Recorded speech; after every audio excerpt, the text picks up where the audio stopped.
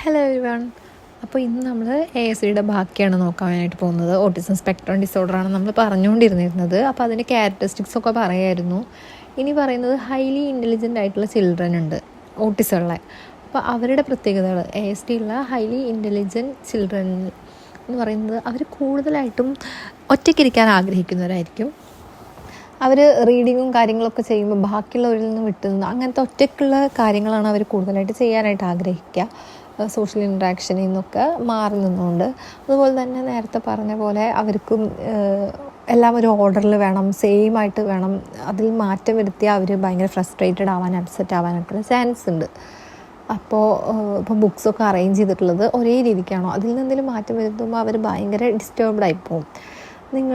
എന്നാൽ അവർക്ക് നല്ല ഇൻ്റലക്ച്വൽ എബിലിറ്റി ഉണ്ടായിരിക്കും. അവരെന്തെങ്കിലും ഒരു കാര്യത്തിൽ കൂടുതൽ കഴിവുള്ളവരൊക്കെ ആവും.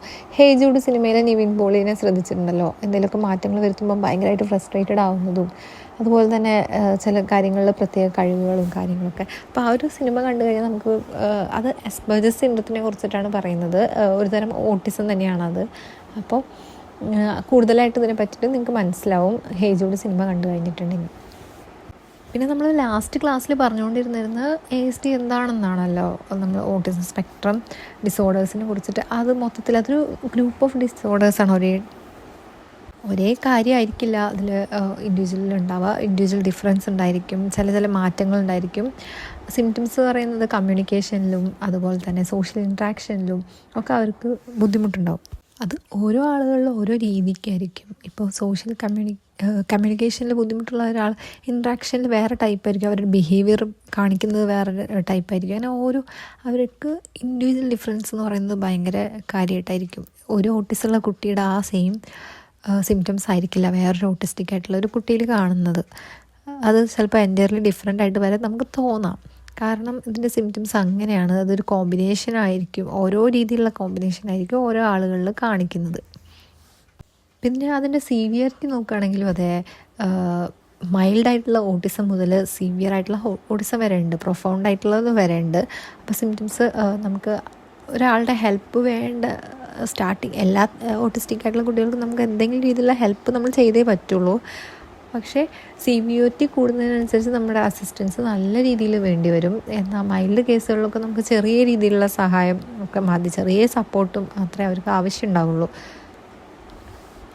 ഇനി ഇൻ്റലിജൻസിൻ്റെ കാര്യം നമുക്ക് നോക്കുകയാണെങ്കിൽ ASD ഉള്ള കുട്ടികൾക്ക് ചിലപ്പം ഇൻ്റലിജൻസ് എന്ന് പറയുന്നത് ഒരു ആവറേജ് അല്ലെങ്കിൽ എബോവ് ആവറേജ് ആയിരിക്കും. എന്നാൽ ചില കുട്ടികളിൽ ഈ ഒരു ഇൻ്റലിജൻസ് എന്ന് പറയുന്നത് ബിലോ ആവറേജ് ആയിട്ടും വരാം. ഇൻ്റലക്ച്വൽ ഡിസബിലിറ്റി ഉള്ള കുട്ടികളും ഓട്ടിസ്റ്റിക് ആവാം. എല്ലാ രീതിയിലും ആവാനുള്ള ചാൻസ് ഉണ്ട്. നമ്മൾ നേരത്തെ പറഞ്ഞ പോലെ ഒരു സിംറ്റംസ് എന്ന് പറയുന്നത് ഓരോരുത്തരിലും ഓരോ ടൈപ്പാണ്. അതുപോലെ തന്നെ ഇൻ്റലിജൻസ് എന്ന് പറയുന്ന ഒരു കാര്യം ഓട്ടിസ്റ്റിക് ആയിട്ടുള്ള ഒരു കുട്ടിയിൽ വരുമ്പം അത് ആവറേജോ എബോവ് ആവറേജോ, എന്നാൽ ചില കേസിൽ ഇൻ്റലക്ച്വൽ ഡിസബിലിറ്റി ഉള്ള ഒരു കുട്ടിയോ ആവാം. അപ്പോൾ ഇത്രയൊക്കെയാണ് ഇന്നത്തെ ക്ലാസ്സിൽ നമ്മൾ പറയുന്നത്. ബാക്കി കാര്യങ്ങൾ നമുക്ക് വേറെ അടുത്ത ക്ലാസ്സിൽ പറയാം. ഓട്ടിസം എന്ന് പറയുന്നത് ഒരു വലിയ ഏരിയ തന്നെയാണ്. അപ്പോൾ ഒരുപാട് ക്ലാസ്സിൽ കൂടിയാണ് നമുക്ക് ഡീപ്പായിട്ട് ഓട്ടിസം എന്താണെന്നൊക്കെ പഠിച്ചു വരാനായിട്ട് സാധിക്കുള്ളൂ. ഇപ്പോൾ നമ്മൾ ജനറൽ ആയിട്ടുള്ള എല്ലാ കാര്യങ്ങളും പറഞ്ഞു കഴിഞ്ഞു. ഇനിയുണ്ട് ലെവൽസൊക്കെ നമുക്ക് നോക്കാനായിട്ടുണ്ട്. അതുപോലെ തന്നെ വേറെ തരം ഡെവലപ്മെൻറ്റൽ ഡിസോർഡേഴ്സ് ഓട്ടിസത്തിൻ്റെ ഒപ്പം വരാം. അതിനെ പറ്റിയിട്ട് നമുക്ക് നോക്കാം. അപ്പോൾ ഇന്നത്തെ ക്ലാസ് ഇത്രയേ ഉള്ളൂ. Thank you.